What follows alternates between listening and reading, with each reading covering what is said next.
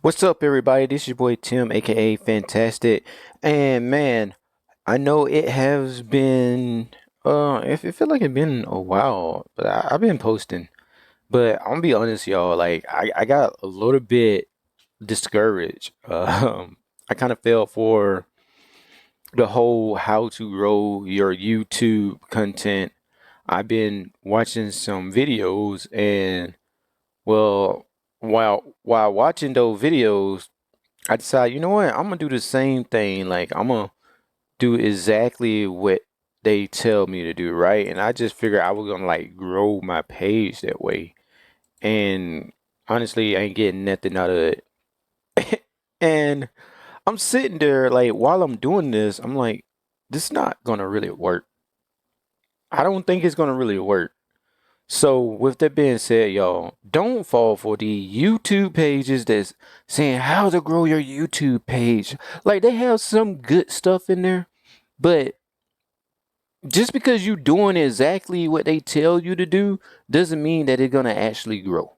Like, don't think that your page is going to grow just because you're doing exactly what the YouTube gurus are telling you to do. That's not how it works. I have found out that you just gotta just keep posting. You just gotta keep posting. You don't. There ain't no secret how to grow your YouTube page. There just isn't. You just gotta just keep posting, stay consistent, and find out what works for you.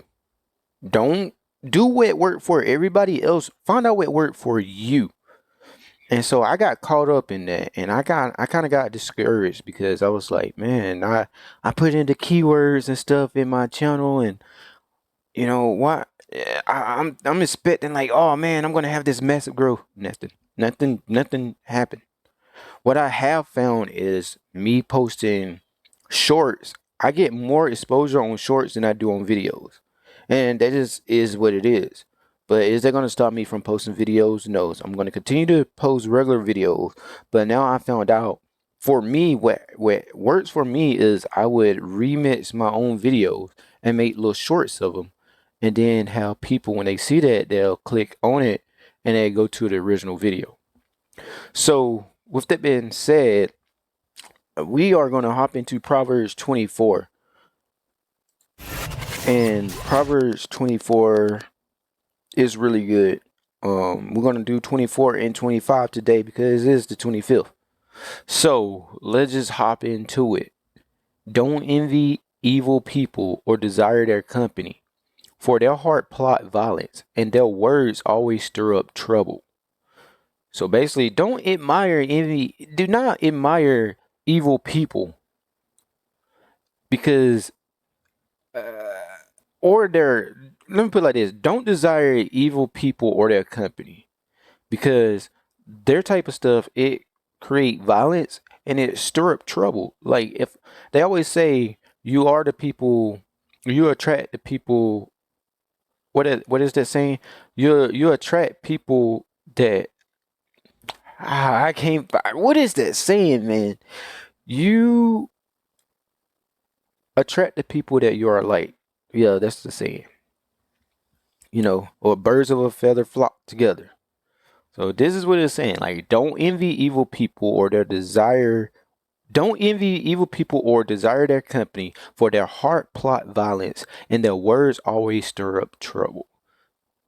Don't be like them, because when you envy people like that, you're gonna bring in all the badness that they have in their life. You're gonna start falling into troubles just like these people. A house is built by wisdom and becomes strong through good sense. Through knowledge, its rooms are filled with all sort of precious riches and valuables. The wise are mightier than the strong, and those of knowledge grow stronger and stronger. So don't go to war without wise guidance.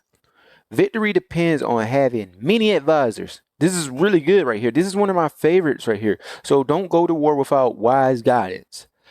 Victory depends on having many advisors. So what it's saying is, um, For me, I remember one time I was talking to someone. I was talking to someone about the gospel, right? And it was some stuff I didn't know. So what I needed many advisors. I needed help from my brothers and sisters in Christ. When we go through things in life where we having to share the gospel and stuff, make sure you can depend on people in your life that can give you knowledge. So it's saying don't go to war without wise guidance. Victory depend on having many advisors. You can't go out here in this world without having people of brothers and sisters in Christ in fellowship. Man, I would say just really keep brothers in Christ.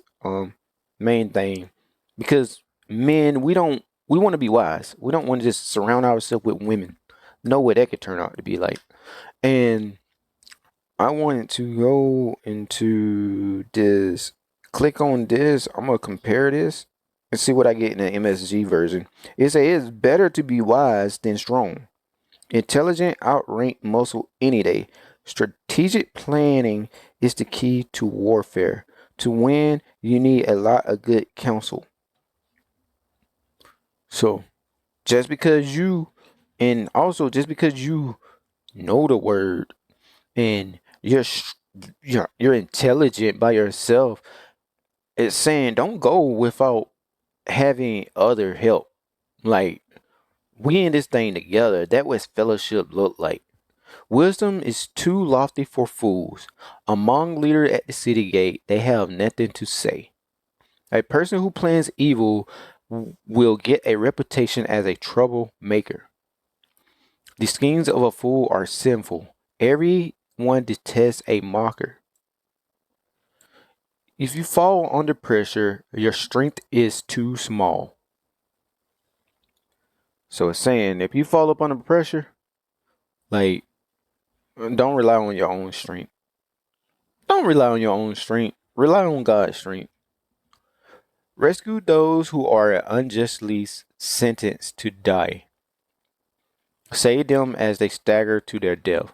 Don't excuse yourself by saying, "Look, we didn't know." For God understands all hearts and He see you. He who guards your soul knows you knew. He will reply. He will repay all people as their actions deserve. God know your heart, man. My child, eat honey, for it is good, and the honeycomb is sweet to the taste. In the same way, wisdom is sweet to your soul.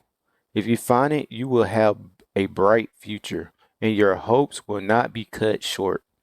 Don't wait in ambush at the time of the godly, and don't raid the house where the godly live. The godly may trip 7 times, but they will get up again. But one disaster is enough to overthrow the wicked.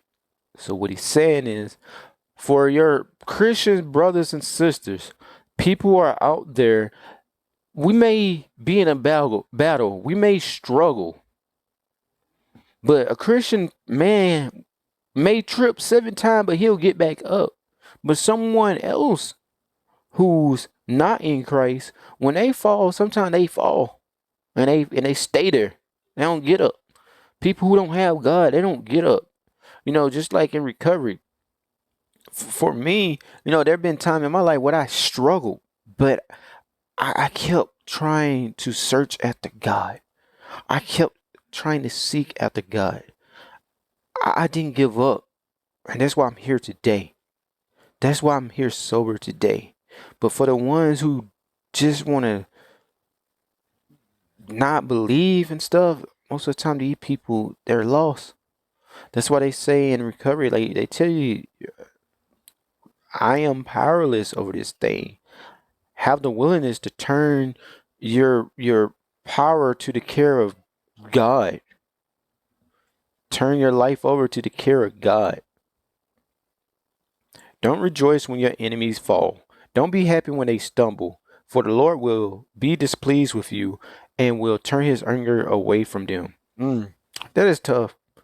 That's tough because I know a lot of time, when we have people who do wrong by us and something bad happen to them, like they get locked up, or they have financial issue or whatever, sometimes we can get find ourselves trying to get happy, like, ha ha, told you so, told you so, told you, ha ha ha ha. Look at him now. He thought he didn't need God. Look at him. Don't do that.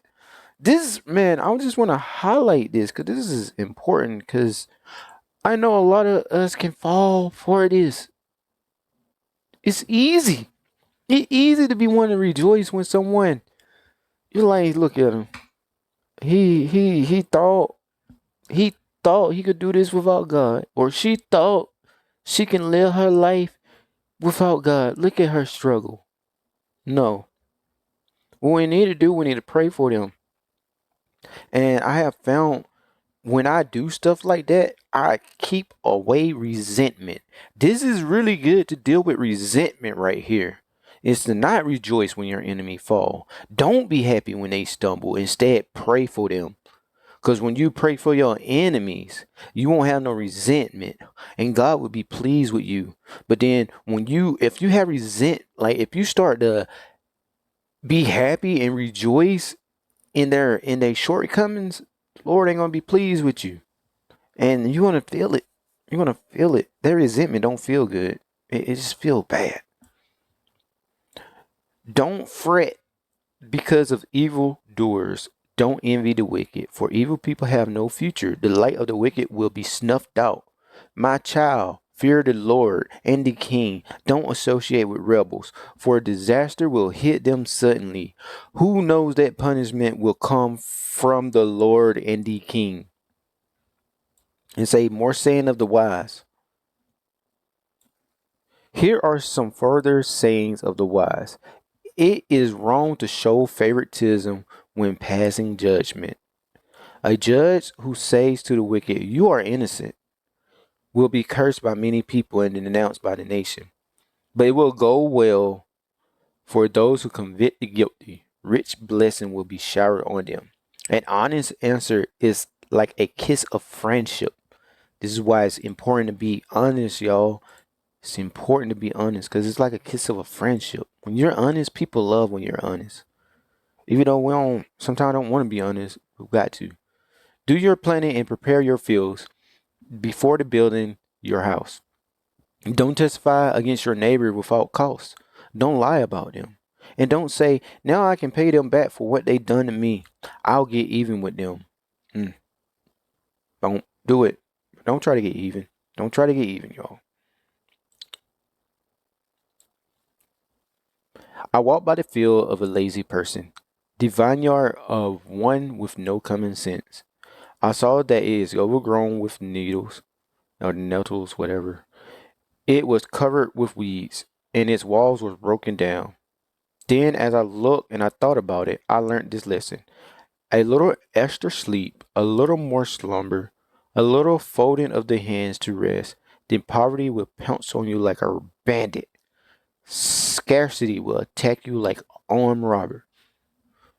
So, when you walk, he's saying, he walked by a field of a lazy person. The vineyard of one with no common sense, someone who had no wisdom. He saw that it was overgrown, it had nettles, it was covered with weeds, the walls was broken down like it was a mess. And he's saying, when you be lazy, you get that little extra sleep, you a little bit more slumber, that's when poverty kick in. When you don't want to do the work, you want to be lazy, that's when poverty kick in. So let's not get lazy. Let's not get lazy in our walk with God. Let's not get lazy in life. And it's hard. Laziness, with all this entertainment in this world, it's so easy to get lazy, y'all. And while I'm telling y'all, I gotta listen to what I'm preaching to y'all, because I can fall short of that too. Sometimes I do fall short of that. So this is really good. This is really good, and it's firing me up for Proverbs 25. So I'll catch y'all in the next video.